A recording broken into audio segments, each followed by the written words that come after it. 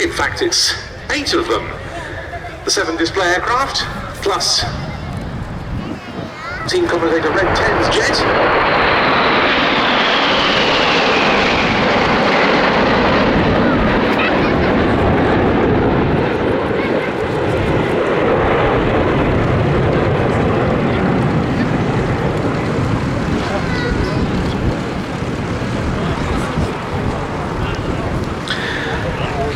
With that, they're off to Stanstead prior to a display appearance overseas tomorrow. Our thanks to them for joining us in the